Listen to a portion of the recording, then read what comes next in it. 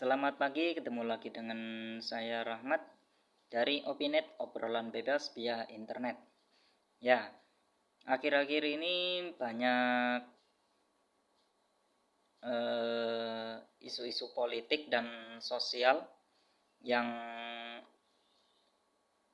gampang membuat kerusuhan, ya, gampang membuat konflik. Seperti halnya yang sedang viral saat ini, aktor politik dari PDIP, anggota DPR Arteria Dahlan, ya. Arteria Dahlan mengucapkan seperti ini, jangan rapat menggunakan bahasa Sunda, nanti orang takut. Nah, kalau menurut pandangan saya, yang diucapkan Arteria Dahlan adalah seperti ini, jangan menggunakan bahasa Sunda saat rapat, karena di dalam itu bisa jadi artinya begini, di situ ada orang Jawa, ada orang Batak, ada orang Sunda, ada orang Minang, ada orang Bugis, ada orang Dayak, ada orang Papua, ada orang Melayu, dan lain-lain, banyak sekali. Nah, jadi apabila kita menggunakan bahasa Sunda saat rapat, otomatis menggunakan bahasa privasi atau bahasa yang sengaja disembunyikan agar orang di selain kelompok kita tidak tahu.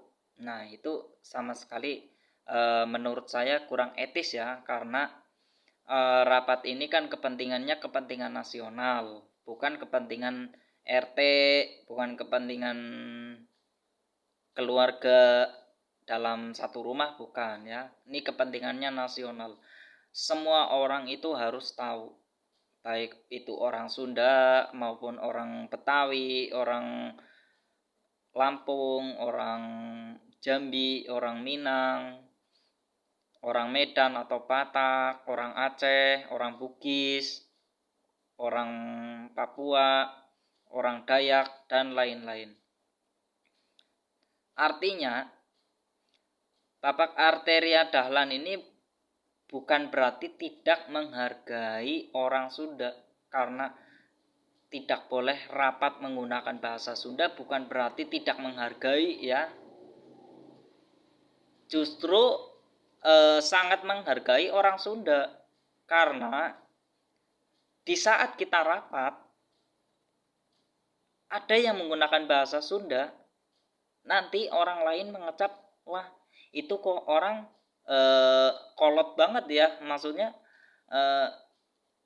tidak sesuai penempatan menggunakan bahasa itu, artinya begitu. Atau bisa jadi, wah orang Sunda nih mau main licik-licik kan ini, menggunakan bahasa dia sendiri supaya kita tidak tahu, bisa jadi seperti itu. Anggapan orang nanti banyak seperti itu ya, anggapan mereka pasti mengecap orang Sunda seperti itulah, negatif lah, apa yang disembunyikan gitu. Jadi bukan tidak menghargai, tidak mencintai sebagai tokoh publik, bukan seperti itu ya. Jadi justru sebaliknya sangat menghargai orang Sunda, agar cara penempatan bahasa itu sesuai lokasi ya, sesuai tempat gitu. Nah, kalau misalkan bahasa Sunda boleh saja digunakan, mungkin di saat sesama orang Sunda, mungkin di saat bersama keluarga, mungkin di saat di padepokan orang Sunda, mungkin di saat di luar lingkup pekerjaan, atau mungkin sesama anggota DPR tapi di ruang lingkup, maksudnya di luar lah, di luar tempat rapat gitu. Tapi di saat rapat harus menggunakan bahasa formal dan santun, artinya bahasa Indonesia yang baik dan benar. Jadi begitu. Nah, untuk teman-teman, namanya isu politik, isu sosial, apalagi di situ ada kata-kata suku, daerah, wilayah, bahasa dan lain-lain itu sangat rentan ya. Jadi kita sebagai warga Indonesia yang baik dan patuh terhadap hukum, janganlah gampang terprovokasi. Artinya terprovokasi apa? Artinya terprovokasi adalah kita tidak tahu ya siapa provokatornya, tapi pasti ada. Karena di saat ada orang yang punya jabatan, disitulah banyak musuh ya. Disitulah banyak musuh karena persaingan politik itu berat. Meskipun secara tidak langsung musuh itu turun tangan, itu pasti pakai tangan yang ke-10. Misalnya begini, saya lawannya Arteria Dahlan ya. Saya lawannya Arteria Dahlan, tokoh publik juga ya. Tokoh publik juga. Saya bilang Arteria Dahlan seperti ini. Kebetulan masyarakat orang Sunda ataupun yang berseberangan partai dengan Arteria Dahlan itu wah itu Arteria Dahlan seperti ini gitu, benci orang Sunda dan lain-lain. Itu orang-orang yang berteori-teori itu yang jadi provokator begitu. Jadi kita sebagai massa, sebagai orang banyak itu gampang terpancing. Karena apa gampang terpancing? Suatu kesalahan setiap hari diucapkan akan menjadi kebenaran ya. Jadi akan seperti itu. Setiap hari diucapkan akan menjadi kebenaran. Sudah banyak kasus-kasus politik yang seperti itu ya. Contohnya waktu kasus politik musim pemilu lalu lah, banyak itu ya. Seperti yang habis digebukin, katanya habis digebukin, bibirnya penyok-penyok sampai keluar darah mancur-mancur gitu ya. Tapi ternyata apa? Habis operasi plastik karena itu untuk fitnah politik, untuk menjatuhkan lawan politiknya. Terus ada yang sampai sumpah-sumpah, saya berani potong burung saya, berani potong telinga saya, berani potong leher saya. Itu sama artinya itu untuk menjatuhkan lawan politiknya ya begitu. Jadi ya seperti itulah, seperti halnya pada agama. Misal Mahfud MD atau Gus Dur, itu Gus Dur dulu pernah melegalkan, maksudnya meresmikan bahwa Konghucu bisa dirayakan di Indonesia dan lain-lain lah, pokoknya yang menyelaraskan warga Indonesia itu terbebas dari diskriminasi ya, atau perundungan atau pengkucilan gitulah ya. Misalkan semua agama, baik kejawen, baik Islam, Kristen, Katolik, Hindu, Buddha itu saling menghargai ya, sesuai kepercayaannya masing-masing. Tapi karena Gus Dur adalah tokoh publik yang sangat diseganin, justru di situ juga sangat dibenci oleh lawan politiknya. Seperti halnya saya, ya saya menggunakan kaos seperti ini. Nih, Yesus love me, artinya saya cinta Yesus. Nah, kalau saya sebagai tokoh publik atau saya sebagai tokoh publik Islam ya, pasti saya sudah dicerca habis-habisan. Tapi untung saya sebagai warga jelata seperti teman-teman semua lah ya, kita sebagai warga biasa ya, jadi tidak ada pengaruh apapun. Orang ini baju dikasih kok, kalau baju dikasih ya dipakai daripada kita beli mahal ya. Nah seperti itu. Nah terus seperti Mahfud MD juga pernah dicerca. Bahkan Mahfud MD dari kelompoknya sendiri ya, bahwa ada orang yang mengatakan Mahfud MD bukanlah NU atau Nahdlatul Ulama. Padahal ya, kalau saya sendiri secara logika ya, sendiri secara logika, saya paling suka dengan Mahfud MD. Karena apa? Cara bicaranya itu sangat bisa dicerna ya, sangat bisa dicerna ya, sangat bisa dicerna.